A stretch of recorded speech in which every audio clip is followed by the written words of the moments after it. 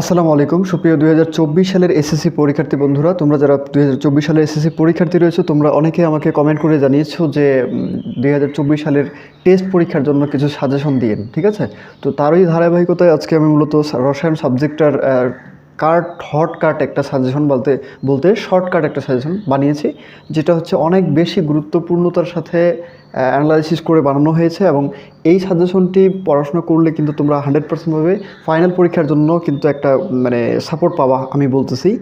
তো এইখানে মূলত কেন তোমরা সাপোর্টটা পাবা একটু বলে নিই, যেই অধ্যায়গুলো থেকে বোর্ড পরীক্ষায় প্রশ্ন হয়ে থাকে, তোমরা যদি 2016 সাল বা 15 সাল থেকে 2022 সাল পর্যন্ত কোয়েশ্চেনগুলো অ্যানালাইসিস করে দেখবা যে দ্বিতীয় অধ্যায় থেকে, অর্থাৎ পদার্থের যে অবস্থা, এই যে দ্বিতীয় অধ্যায় থেকে কিন্তু মূলত হচ্ছে একটা প্রশ্ন হয়ে থাকে, কখনো কোনো বোর্ডে নাও হতে পারে প্রশ্ন। ঠিক আছে, তো আমরা ধরে নিলাম যে একটা প্রশ্ন হবে। আর পদার্থের গঠন হচ্ছে তৃতীয় অধ্যায় থেকে কোনো বোর্ডে দুইটা প্রশ্ন হয়ে থাকে, কখনো একটা। তো আমরা ধরে নিলাম যে এখানে একটা প্রশ্ন 100%ভাবে হয়ে থাকবে। এবং পর্যায় সারণী যে অধ্যায়টা রয়েছে, পর্যায় সারণীর অধ্যায়টা থেকে কিন্তু 100% মাস্ট বি দুইটা করে প্রশ্ন হয়ে থাকে।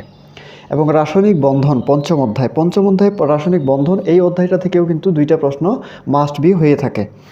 এরপরে আমরা আসি মৌলের ধারণা ও রাসায়নিক গণনা এবং হচ্ছে রাসায়নিক বিক্রিয়া। এই অধ্যায় দুইটা অনেক বেশি বড়, এই জন্য আমি এই অধ্যায় দুইটাকে এই সাজেশনের মধ্যে লিস্টেড করে নিই, অর্থাৎ এটা নিয়ে আলোচনা করব অন্য একটা ভিডিওতে, যাতে করে তোমরা কম সময়ের মধ্যে সাজেশনটা সম্পর্কে একটা ধারণা পেয়ে যাও।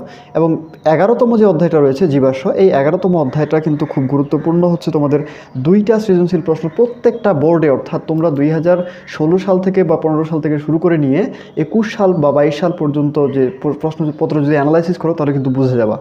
তো তারাই ধারাবাহিকতায় আমি আজকে সাজেশনটি সুন্দরভাবে সাজিয়েছি, তোমরা মনোযোগ সহকারে শেষ পর্যন্ত দেখবা। আশা করি তোমরা এখান থেকে ভালো একটা পারফরমেন্স করতে পারবা। এবং এইটা কিন্তু সাজেশন বাংলাদেশের যে কোনো বোর্ড অথবা যে কোনো স্কুলের ক্ষেত্রে প্রযোজ্য হবে, কোনো প্রকার কনফিউশন রাখার দরকার নেই। ঠিক আছে, তো প্রথমে যেটা আমরা আলোচনা করব দ্বিতীয় অধ্যায় পদার্থের অবস্থা। এই পদার্থের অবস্থা থেকে কিন্তু প্রতিটি বারেই প্রায় একটি করে প্রশ্ন হয়ে থাকে। এবং যদি নাও হয়ে থাকে তাহলে কিন্তু টেনশনের বিষয় নেই, এদিক থেকে কিন্তু প্রশ্ন হবে। তো প্রশ্ন যদি হয়ে থাকে, কোনো বোর্ডে হয়ে থাকে, কখনো হয় না। তো এখানে হট টপিকস হচ্ছে মূলত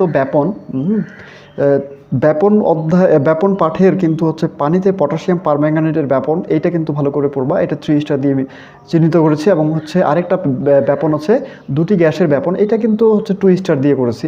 এবং তোমরা সবচাইতে বেশি গুরুত্ব দিবা কিন্তু পানিতে পটাশিয়াম পারম্যাঙ্গানেট এর ব্যাপন। তোমরা এই পার্টটি থেকে সৃজনশীল প্রশ্ন তৈরি হওয়ার সম্ভাবনা অনেক বেশি রয়েছে, অবশ্যই এই পার্টটা ভালো করে পড়বা। আচ্ছা, এরপরে যে পরবর্তীতে অপশনে হচ্ছে যে আমাদের গলন ও স্ফুটন, মেল্টিং অ্যান্ড বয়েলিং। তো এখানে মূলত ইউরিয়ার গলনাঙ্ক নির্ণয়, এইটা হট টপিকস এখানকার। ঠিক আছে, এই গলন এবং স্ফুটনের হট টপিকস হচ্ছে ইউরিয়ার গলনাঙ্ক, এটা কিন্তু খুব গুরুত্বপূর্ণতার সাথে পড়বা। আর আরেকটা হচ্ছে বরফে তাপ প্রদানের চিত্র নাম্বার পরীক্ষণটা। তারপরে যেটা রয়েছে জলীয় বাষ্পকে শীতলীকরণের লেখচিত্র। এই ছিল আজকের এই যে দ্বিতীয় অধ্যায়ের হট টপিকস। এবং আরেকটা যে অপশন রয়েছে মোমের গলনাঙ্ক নির্ণয়, এইটা কিন্তু অতটা গুরুত্বপূর্ণ নয়, তারপরেও রেখেছি আমি 2 স্টার দিয়ে। এই ছিল দ্বিতীয় অধ্যায়ের গুরুত্বপূর্ণ অধ্যায়গুলি। শিক্ষার্থী বন্ধুরা, তোমরা যদি এই পার্টগুলো পড়ো তাহলে কিন্তু প্রশ্ন যদি তৈরি করে বোর্ড কর্তৃপক্ষ বা স্কুল কর্তৃপক্ষ, তাহলে কিন্তু এখান থেকে 100%ভাবে পরীক্ষায় কমন থাকবে, এখান থেকে কিন্তু প্রশ্নটা হবে। আচ্ছা, এরপরে তৃতীয় অধ্যায় যেটা রয়েছে পদার্থের গঠন। তো পদার্থের গঠন অধ্যায়ের মূলত গুরুত্বপূর্ণ পার্টগুলোর মধ্যে রয়েছে যেটা হচ্ছে রাদার পরমাণুর মডেল। তো পরমাণুর মডেল মূলত হচ্ছে দুইটা, একটা হচ্ছে রাদারফোর্ডের পরমাণু মডেল ও এর সীমাবদ্ধতা, দুইটাই কিন্তু জানতে হবে, সীমাবদ্ধতাও জানতে হবে এবং রাদারফোর্ডের পরমাণু মডেলও খুব জানতে হবে। এইটা কিন্তু একবারে মনে করো যে কারেন্টের মতো, ইলেকট্রিক যেটা অপশন, যেটা খুব তড়িৎ গতিতে চলবে, এই টাইপের, এতটাই গুরুত্বপূর্ণতার সাথে পড়াশোনা করবা এটা। ঠিক আছে, এবং বোরের পরমাণু মডেল, এখানে মূলত হচ্ছে বোরের পরমাণু মডেল একটু ভুল হয়ে গেছে, মিস্টেক। আচ্ছা ঠিক আছে, তোমরা একটু বুঝে নিও যে বোরের পরমাণু মডেল ও এর সীমাবদ্ধতা, এখানে রাদারফোর্ডে ঢুকে গেছে আর কি। যাই হোক, এরপরে 3 নম্বর যেটা রয়েছে পরমাণুর শক্তি স্তরে ইলেকট্রন বিন্যাস, এইটা এবং পরমাণুর ইলেকট্রন বিন্যাসের নীতি, পারমাণবিক ভর বা আপেক্ষিক পারমাণবিক ভর। এখানে একটা জিনিস দেখো যে পারমাণবিক ভর বা আপেক্ষিক পারমাণবিক ভর এবং আইসোটোপের শতকরা হার থেকে মৌলের গড় আপেক্ষিক ভর নির্ণয় এবং আপেক্ষিক পারমাণবিক ভর থেকে আপেক্ষিক আণবিক ভর নির্ণয়। এই যে তিনটা পার্ট এখানে মূলত 1, 2, 3, এই যে পারমাণবিক ভর বা আপেক্ষিক পারমাণবিক ভর থেকে শুরু করে মানে 5 নম্বর, 6 নম্বর, 7 নম্বর এই তিনটি অংশ থেকে কিন্তু একটা সৃজনশীল প্রশ্ন তৈরি করবে। আর একটা হচ্ছে প্রথমে যে তিনটা অপশন দেওয়া হয়েছে যে হচ্ছে 4টা, যে রাদারফোর্ডের পরমাণু মডেল ও সীমাবদ্ধতা, তারপরে বোরের পরমাণু মডেল ও সীমাবদ্ধতা এবং পরমাণু শক্তি স্তরে ইলেকট্রন বিন্যাস এবং পরমাণুতে ইলেকট্রন বিন্যাসের নীতি, এই তিনটা থেকে কিন্তু এই 4টা থেকে কিন্তু একটা সৃজনশীল প্রশ্ন হবে। তো এখানে মূলত হচ্ছে 2টা সৃজনশীল প্রশ্ন হওয়ার সম্ভাবনা রয়েছে। কোনো কোনো বোর্ডে 2টা সৃজনশীল প্রশ্ন হয়, কখনো কখনো একটা সৃজনশীল প্রশ্ন হয়। তো আমরা ধরে নিচ্ছি যে এখান থেকে একটা সৃজনশীল প্রশ্ন আমরা কমন পাচ্ছি 100% ভাবে এই পার্টগুলো পড়লে। আচ্ছা, এখানে হচ্ছে চতুর্থ যেটা অংশ অধ্যায় রয়েছে সেটা হচ্ছে পর্যায় সারণী। একবারে এই রসায়ন বা কেমিস্ট্রি সাবজেক্টের সবচাইতে বেশি মানে কি বলবো, আর কিছু বলার নাই। আসলে তোমরা বুঝেই যাচ্ছ হয়তো বা যে আসলে কতটা গুরুত্বপূর্ণতার সাথে এই অধ্যায়টিকে দেখতে হবে, তোমরা ইতিমধ্যে হয়তো বা বুঝে গিয়েছো। আচ্ছা, এইখানে মূলত যে পাঠগুলো আমরা পড়বো সেটা হচ্ছে, এখানে আমি পাঁচটি পাঠের নাম উল্লেখ করব। সেটা হচ্ছে ইলেকট্রন বিন্যাস থেকে পর্যায় সারণীর মৌলের অবস্থান নির্ণয়, এটা কিন্তু মোস্ট ইম্পর্ট্যান্ট এই পাঠের মধ্যে, এই অধ্যায়ের মধ্যে। এবং 2 নম্বর যেটা রয়েছে পর্যায় সারণীর কিছু ব্যতিক্রম, এই ব্যতিক্রম না জানলে কিন্তু তুমি প্রশ্নটা সাজাতে পারবে না, ঘ নাম্বারে গিয়ে আটকে যাবে। কিন্তু ওইখানে কিন্তু ঘ নাম্বারে ব্যতিক্রম চাইতে পারে যে পর্যায় সারণীর কী ব্যতিক্রম রয়েছে, এটা তোমরা দুটি মৌলের মধ্যে ব্যতিক্রমটা খুঁজে বার করো বা প্রমাণ করো। তারপরে যেটা রয়েছে 3 নম্বরে মৌলের পর্যায়বৃত্ত ধর্ম এবং বিভিন্ন গ্রুপে উপস্থিত মৌলগুলোর বিশেষ নাম। যেমন হচ্ছে বিশেষ নামের মধ্যে মূলত ওখানে অনেকগুলো নাম আছে, 5টা বা 6টা। তো সেই 5-6টা নামের মধ্যে মূলত ক্ষার ধাতু, মৃত ক্ষার ধাতু, মুদ্রা ধাতু এবং নিষ্ক্রিয় গ্যাস, এই 4টা জিনিস ভালো করে পড়বা। এই 4টার মধ্যে সৃজনশীল প্রশ্নটা তৈরি হয়ে থাকবে 100% হবে। তোমরা যদি বিগত সালের বা বোর্ড কোশ্চেন অ্যানালাইসিস করো তাহলে আমাকে আর বলার মানে আমার কাছ থেকে শোনার বা বলার মতো কোনো গুরুত্বপূর্ণতা রাখে না, তোমরা নিজেরাই বুঝে যাবা যে এইটার গুরুত্বটা কতটুকু।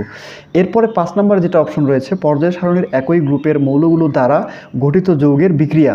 তো শিক্ষার্থী বন্ধুরা, এই ছিল চতুর্থ অধ্যায়ের হট টপিকস এবং এইগুলা থেকেই কিন্তু সৃজনশীল প্রশ্নগুলো হয়ে থাকে কোনো ধরনের কনফিউশন ছাড়া। এই অধ্যায়গুলো, এই পাঠগুলো খুব সুন্দর করে পড়াশোনা করবে। এবং একটা জিনিস তোমরা লক্ষ্য করতেছো কিনা জানি না, তবে আজকে ভিডিওটা ভোরবেলা করতেছি, বাইরে কিচিরমিচির পাখির আওয়াজ শুনতেছি। তবে তোমাদেরকে খারাপ লাগতেছে কিনা আমি জানি না, তবে আমাকে ভালো লাগতেছে।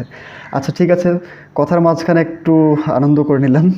আচ্ছা, এবার 5ম অধ্যায় যেটা রয়েছে রাসায়নিক বন্ধন। তো রাসায়নিক বন্ধনের মূলত এখানে আমরা 6টা বা 7টা পাঠকে দেখব। হ্যাঁ, 7টা পাঠের মধ্যে যেটা হচ্ছে সবচাইতে গুরুত্বপূর্ণ যোজনী বা যোজ্যতা, তারপরে হলো যৌগের রাসায়নিক সংকেত লেখার নিয়ম। এইটি যদি না জানো তাহলে কিন্তু এই দিকের পার্টগুলো যেটা অপশন রয়েছে তোমার হচ্ছে আয়নিক বন্ধন বা তড়িৎ বন্ধন, এগুলো কিন্তু তোমরা করতে পারবে না। তাহলে এগুলো যদি তোমাদের গুরুত্বপূর্ণতার সাথে পড়তে বলি তাহলে কিন্তু তোমরা 2 নাম্বার অর্থাৎ যৌগের রাসায়নিক সংকেত বা রাসায়নিক সংকেত লেখার নিয়মটা কিন্তু লাগবে বা যোজনী বা যোজ্যতা লাগবে। তো একটা পাঠের সাথে অর্থাৎ 5ম অধ্যায়, এটা কিন্তু একটা পাঠের সাথে আরেকটা পাঠের খুব গুরুত্বপূর্ণতার সাথে কী আছে, লিঙ্কড আপ আছে। তো এইখানে মূলত হচ্ছে আমরা আরেকটা কথা বলবো যে 5ম অধ্যায় থেকে 100% ভাবে প্রত্যেকটি বোর্ডে প্রায় 2টা করে প্রশ্ন হয়ে থাকে। শিক্ষার্থী বন্ধুরা, কোনো বোর্ডে দেখবা যে 3টা করে প্রশ্ন হয়ে থাকে। তো আমরা 3টা বাদেই দিলাম, 2টা সৃজনশীল প্রশ্ন 100% কমন থাকবে এই পার্টগুলো পড়লে, অর্থাৎ যোজনী যোজ্যতা, যৌগের রাসায়নিক সংকেত লেখার নিয়ম এবং 3 নাম্বার যেটা রয়েছে অষ্টক ও 2 এর নিয়ম। তারপরে হচ্ছে 4 নাম্বার ক্যাটায়ন ও অ্যানায়ন গুরুত্বপূর্ণ। আচ্ছা, আয়নিক বন্ধন বা তড়িৎ বন্ধন, তারপরে হচ্ছে সমযোজী বন্ধন, তারপরে হলো পরবর্তীতে যেটা সবচেয়ে ইম্পর্টেন্টলি লেখা হয় যে খ নাম্বারে প্রশ্ন আসতে পারে যে কেলাস গঠন, এই খ নাম্বারে। হ্যাঁ, তো এই ছিল 5ম অধ্যায়ের আলোচনা। তো শিক্ষার্থী বন্ধুরা, এখানে আরেকটা কথা বলে নেওয়া যায় যে আমি হচ্ছে পূর্বের আগে চলে যাচ্ছি। আচ্ছা শিক্ষার্থী বন্ধুরা, আরেকটা কথা যে এইখানে মূলত আমি হচ্ছে এই অধ্যায় ভিত্তিকভাবে লেকচার ক্লাস আপলোড করা শুরু করব, ভিডিও কন্টেন্ট বানানোর জন্য চেষ্টা করব। ইনশাআল্লাহ চ্যানেলের সাথে থাকবো, ভালো কিছু অর্জন করার জন্য ইনশাআল্লাহ ভালো কিছু উপহার দিতে পারবো ইনশাআল্লাহ। তো এখানে মূলত দেখো যে মৌলের ধারণা ও রাসায়নিক গণনা এবং রাসায়নিক বিক্রিয়া, এই যে তোমাদের পাঠ্য বইয়ের 6ষ্ঠ এবং 7ম নাম্বার পেজ অধ্যায় যেটা রয়েছে, এই 2টা সম্পর্কে কিন্তু আমি আলোচনা করিনি আজকের পাঠের মধ্যে, আজকের আলোচনার মধ্যে। ভিডিওটার লেন্থ অনেক বেশি বড় হয়ে যাবে এই জন্য। তো এখানে মূলত আমরা আরেকটা অধ্যায় বাকি রেখেছি, সেটা হচ্ছে 11 অধ্যায়। অর্থাৎ আমি পরবর্তী ভিডিওর মধ্যে 6 নাম্বার এবং 7 নাম্বার অধ্যায়টা নিয়ে বিস্তারিত একটা ডিটেলস একটা সাজেশন ভিডিও আপলোড করার চেষ্টা করব, যেখানে তোমাদের এইখানে মানে ওই অধ্যায়টা কিভাবে করে সলভ করবা এই টাইপের কিছু টেকনিক কিন্তু আমি ওখানে অ্যাপ্রোচ করার চেষ্টা করব ইনশাআল্লাহ। শীঘ্রই আসতেছে ভিডিও, সাথে থাকবা। আচ্ছা, এরপরে সবশেষে যেটা আলোচনা করবো একাদশ অধ্যায়। এই একাদশ অধ্যায়টা কিন্তু তোমাদের 2 অধ্যায়ের সাথে প্রশ্ন, মানে একাদশ অধ্যায়ের বিষয়গুলির সাথে 2 অধ্যায়ের সাথে কম্বিনেশন করে প্রশ্ন করা হয়, কখনো কখনো 3 অধ্যায়ের সাথে কম্বিনেশন করা হয় 11 অধ্যায়ে, কখনো কখনো 5-এর সাথে কম্বিনেশন করে, কখনো কখনো 6-এর সাথে কম্বিনেশন করা। তার মানে হচ্ছে এটা কম্বিনেশন অধ্যায়, এটা কিন্তু করতেই হবে, মাস্ট বি। তোমরা যদি কেউ চাও যে আমি একাদশ অধ্যায়টা বাদ দিব, তখন যদি আবার দেখা গেল যে কম্বিনেশন প্রশ্নটা এসে যায়, তখন তুমি বিপদে পড়ে দেবা। তো শিক্ষার্থী বন্ধুরা, তোমাকে কিন্তু একাদশ অধ্যায়টা ভালোভাবেই করতে হবে এবং এটা কিন্তু মাস্ট বি। তো গুরুত্বপূর্ণ পার্টগুলো এর মধ্যে আমরা দেখতে পাবো যে হচ্ছে পেট্রোলিয়ামের উপাদানসমূহ এর ও তাদের পৃথকীকরণ, এটা একটা। তারপরে হচ্ছে 2 নম্বরে এলিফ্যাটিক হাইড্রোকার্বন, তারপরে যেটা রয়েছে সম্পৃক্ত হাইড্রোকার্বন এবং অ্যালকেন, তারপরে হচ্ছে অসম্পৃক্ত হাইড্রোকার্বন, অ্যালকিন ও অ্যালকাইন, তারপরে হলো জৈব অ্যাসিড বা ফ্যাটি অ্যাসিড প্রস্তুতি এবং এর ধর্ম, এবং হচ্ছে জৈব ও অজৈব যৌগের পার্থক্য। তো শিক্ষার্থী বন্ধুরা, আমি শীঘ্রই হচ্ছে অধ্যায়ভিত্তিকভাবে তোমাদের সাজেশন ক্লাসগুলো, সলভিং ক্লাস যেটা বলা যায়, আমি হচ্ছে শুধু সাজেশন না, সাজেশনের সাথে সাথে এটাকে কীভাবে সমাধান করতে হয়, কীভাবে পড়তে হয়, কীভাবে প্রশ্ন তৈরি হয়, সেই সব বিস্তারিত ভিডিও আপলোড করার চেষ্টা করব। এবং ইতিমধ্যে কাজ শুরু হয়ে গেছে, এবং 2023 সালের পরীক্ষা নিয়ে অনেকটা ব্যস্ততা ছিলাম, যার জন্য হচ্ছে ভিডিও আপলোড করতে পারিনি এতদিন, তবে হচ্ছে শীঘ্রই চলে আসবে। তো আজকের শিক্ষার্থী বন্ধুরা, আজকের আলোচনা এটুকুই পর্যন্ত। চ্যানেলের সাথে থাকবো ভালো কিছু উপহার পাওয়ার জন্য ইনশাআল্লাহ। আমি চেষ্টা করবো তোমাদেরকে ভালো কিছু উপহার দেওয়ার জন্য, যেরকমটা 2023 সালের শিক্ষার্থী বন্ধুদের সাথে ছিলাম, তোমাদের সাথেও আছি, থাকবো ইনশাআল্লাহ। আসসালামু আলাইকুম, আজকে পর্যন্তই।